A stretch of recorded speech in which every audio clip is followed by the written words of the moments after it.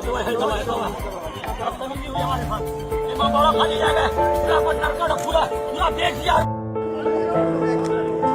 तमाम आवाम को सूचित किया जाता है आज दिनांक 22/1/2023 को वक्फ ट्रिब्यूनल पटना द्वारा 1/16 में पारित ऑर्डर के आलोक में वक्फ द्वारा नियुक्त मुतवल्ली सैयद आबिद असगर को नवाब मोहम्मद तकी वक्फ स्टेट के मस्जिदों इमामबाड़ा पर दखल कब्जा दिलाया गया है।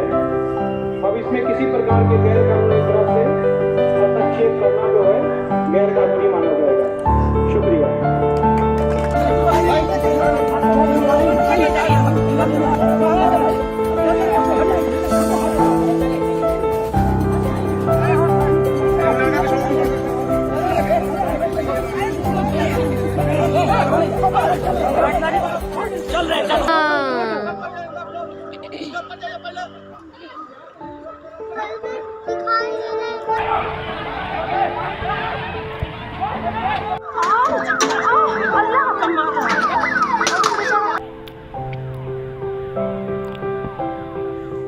आप सभी को आदाब। बहुत ही अफसोस के साथ ये कहना पड़ रहा है कि मुजफ्फरपुर के कमरा मोहल्ला में 21 जुलाई 2017 को जो घटना घटी थी, ठीक उसी तरह की घटना आज 22 जनवरी 2023 को घटी है। आज की कुछ वीडियो पहले देख लेते हैं, उसके बाद हम चर्चा करेंगे।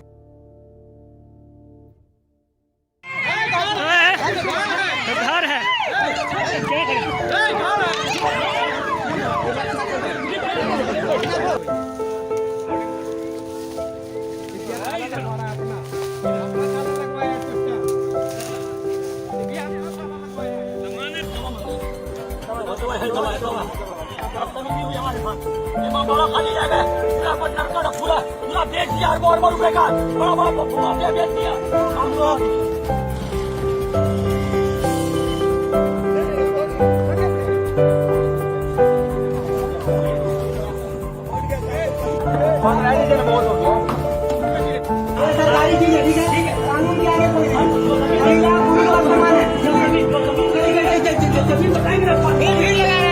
फिर मजबूर कर रहे हैं, फिर नहीं लगाइए,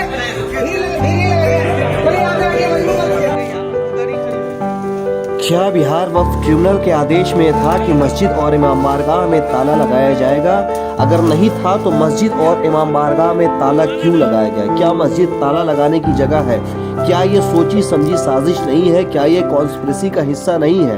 ये सिर्फ मुतवल्ली का मामला नहीं है, बल्कि पूरी प्लानिंग के साथ मौलाना शबीब काजिम को हटाने की तैयारी थी। आखिर मस्जिदों में और इमाम बारगाह में ताला क्यों लगाया गया? ये बात सोचने वाली है, इसकी जवाबदेही होगी।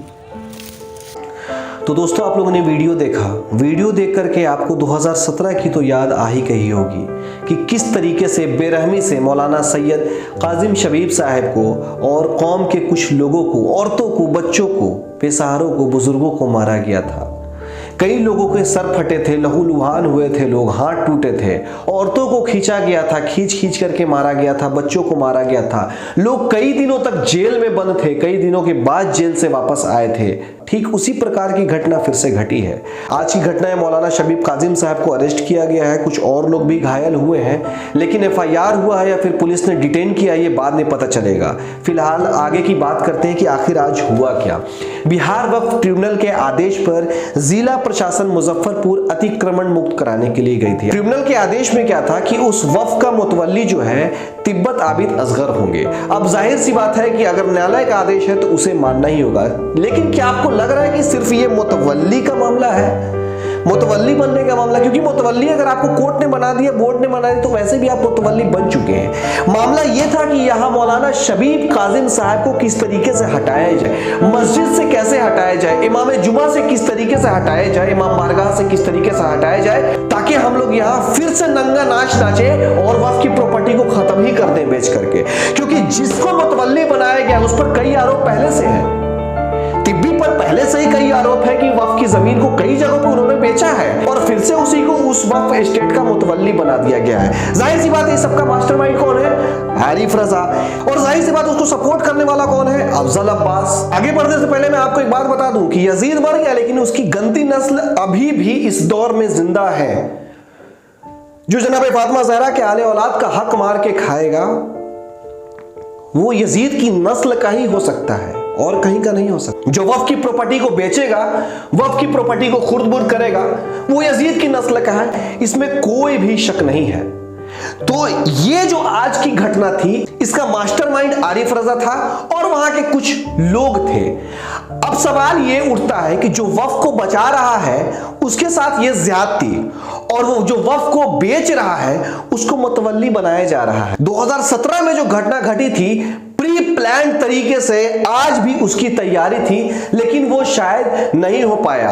वक्त भी वही था, प्रशासन भी वही थी, जगह भी वही था, अवाम भी वही थे और इमाम भी वही थे, लेकिन अफसोस जो इन लोगों की मंशा थी वो पूरी नहीं हो पाई। इतना ही नहीं, इन लोगों के साथ जो कॉन्स्पिरेसी में शामिल है वो एक मौलाना भी है। सुनिए जनाब को, पहले कितने सादगी से ये जवाब दे रहे हैं, पहले इनको सुनिए।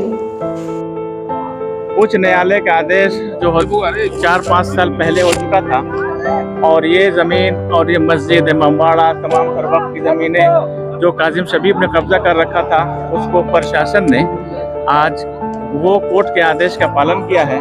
और हम सब खुश हैं, पूरे मोहल्ले में, पूरे शहर में इस बात की खुशी है। आपके माध्यम से प्रशासन, जिला प्रशासन, जितने भी हमारे वरिष्ठ अधिकारी हैं, उनका हम बहुत बहुत तहे दिल से शुक्रिया अदा करते हैं कि वो लोग जो अभी तक कम से कम सैकड़ों की तादाद में, हजार की तादाद में, बहुत से लोग ऐसे थे जो 10 साल से इस नमाज, यहाँ इस मस्जिद में नमाज पढ़ने से वंचित थे, जिसको निकाला जा चुका था, और इमामबाड़े में मजलिस नहीं कर सकते थे। ये काबिज था, कब्जा किए हुआ था। आज उसको प्रशासन का हम बहुत बहुत शुक्रिया अदा करते हैं कि उसने के द्वारा विरोध वगैरह भी किया गया है।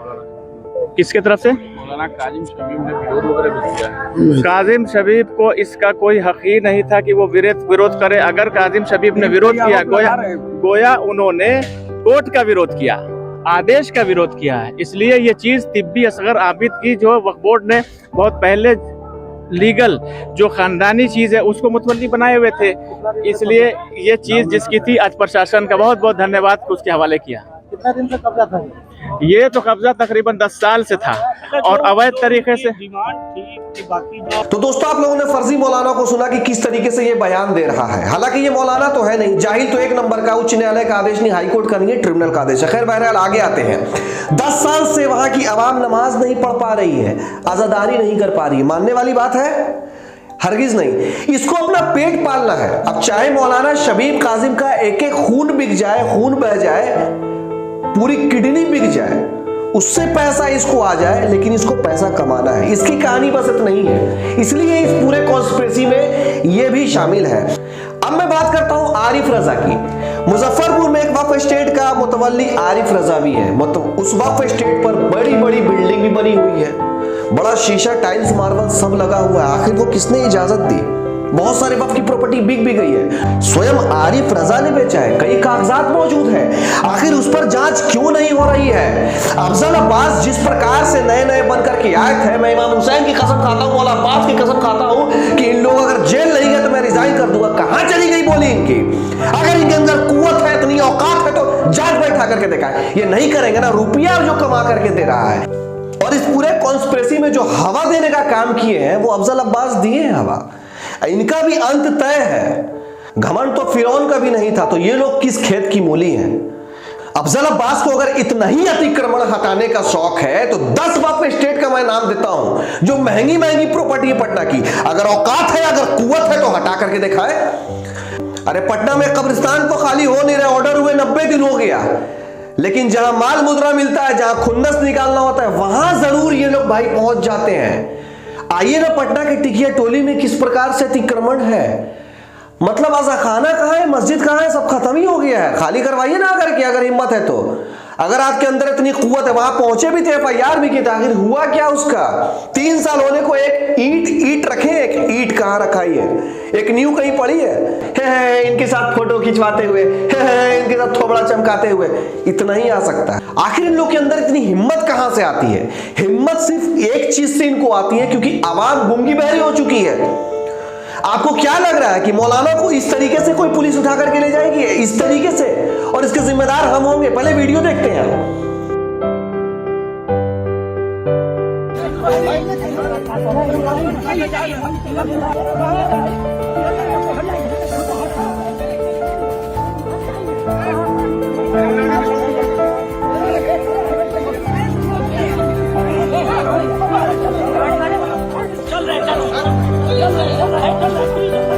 लगातार वहां पे इस तरीके से हमला हो रहा है, क्या इसके जिम्मेदार हम नहीं है? हम किस कौम से आते हैं? जिंदा कौम का नाम है शिया कौम। क्या हम जिंदा है? अरे क्या हम शिया है? ये सवाल नहीं उठता है। जनाब फातिमा ज़हरा के आले औलाद का हक मार करके लोग खा रहे हैं और हम खामोश उनके साथ बैठ के चाय पी रहे हैं। कोई पूछने वाला है?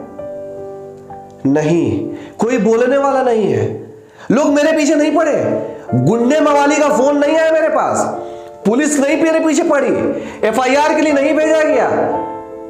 कर लो भाई, अरे जान चली जाएगी यही ना। आपको इस वीडियो के बाद भी FIR होने वाला है, यही ना, कर लो ना। हमको पता है कम से कम अपना तो हक अदा कर दे रहे हैं हम। कुछ लोग जो सोए हुए उनको तो जगाने की कोशिश कर रहे हैं। अरे अभी तक मुझे नाउम्मीदी ही मिली है, लेकिन नाउम्मीद हुए नहीं है। अभी भी उम्मीद है, लोगों को जगाएंगे कि आगे जगिए, वक्फ की प्रॉपर्टी बचाइए। आज हमारी तादाद कुछ है, 10 साल के बाद कुछ और रहेगी बढ़ करके। लोग कहां जाएंगे, बस इतनी सी बात समझने की जरूरत है। मैं माननीय मुख्यमंत्री महोदय से आग्रह करना चाहता हूं कि इस मामले की जांच होनी चाहिए। आखिर ये बार बार मामला क्यों हो रहा है? पूरे बिहार में समाधान यात्रा निकाल रहे हैं, यहां का समाधान कब होगा? बिहार राज्य वक्फ बोर्ड का समाधान कब होगा? आखिर कब तक इसी तरीके से खुर्द-बुर्द लूटपाट मचा रहेगा? जो आ रहा है लूट कर रहा है, जो आ रहा है लूट कर रहा है। एक चार्जशीटेड को आप चेयरमैन बना दिए हैं, जो माननीय मुख्यमंत्री आपके नाम पे फोटो दिखा करके युवक से ठगी कर लेता है, जो ठग है, चार्जशीट दायर हो चुकी है, आरोप सिद्ध हो चुका है, उसको चेयरमैन बना रखे हैं। तो कहां से उम्मीद करते हैं वक्फ बचाने का? वो तो पूरा बेच के खा जाएगा, यही रही गया है, पूरा बेच के खा जाएगा। अरे जिसकी कुवत इतनी भी ना हो, जो एक अधिकारी के ऊपर कार्रवाई नहीं कर सकता है, वो वक्फ क्या बचाएगा और वक्फ बोर्ड को क्या संभालेगा? 3 साल हो गए, एक ईंट रखाया नहीं है। आज की घटना का आखिर जिम्मेदार कौन है? सिर्फ अध्यक्ष और सिर्फ आरिफ रजा जिम्मेदार क्यों? मेंबर जिम्मेदार नहीं है क्या? उनकी जवाबदेही नहीं है? मेंबरों ने कभी जांच की है प्रॉपर्टी की? आरिफ रजा ने जितना भी भ्रष्टाचार किया है, कभी कोई मेंबर ने आवाज उठाई है? कभी बोर्ड मीटिंग हुई है, बोर्ड मीटिंग में बात को रखा गया है? तो मेंबर भी इसके लिए जिम्मेदार होंगे। हम तो सवाल करेंगे। और इस तरीके से अमामा पे सवाल उठ रहा है। हम बड़ा एहतराम करते हैं, हमारे आलिम दीन मौलाना भी हैं मेंबर, क्या उनके रीजन में भी इस तरीके की घटना होगी? क्या ये सही है? कहां से ये उचित है? शिया अवाम से कहता हूं कि एकजुट होइए, गलत पे नहीं, सही पे। पहले जांचिए, पहले मामले को समझिए और सामने निकलिए, खड़े होइए। आखिर मामला क्या है? और आज का मामला सिर्फ मुतवल्ली का कतई नहीं था। आज का मामला यह था कि मौलाना शबीब काजिम को किस तरीके से वहां से हटाया जाए और किस तरीके से उस पूरी प्रॉपर्टी को खुर्द-बुर्द कर दिया जाए और किस तरीके से एक मलाऊन को मस्जिद का इमाम बना दिया जाए।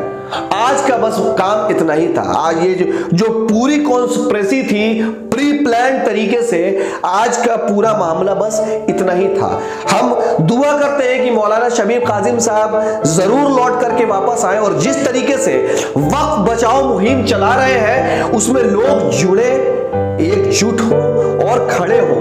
अगर एक उंगली उठती है तो कोई भी उसे झुका सकता है, लेकिन अगर ये मुट्ठी बन के उठेगी ना तो किसी की हिम्मत, किसी की औकात, किसी की कुव्वत इतनी नहीं है कि वक्फ की प्रॉपर्टी की तरफ आंख उठा करके देखेगा। एकजुट होकर के इतनी मजबूती के साथ मुट्ठी बांधिए, अपनी ताकत बनिए कि कोई भी भू माफिया या फिर कोई भी फ्यूचर का अध्यक्ष या मौजूदा दौर के जो लानती है ये हिमाकत ना करे कि वक्फ की प्रॉपर्टी इधर उधर हो जाए। आज के लिए इतना ही, बहुत बहुत शुक्रिया।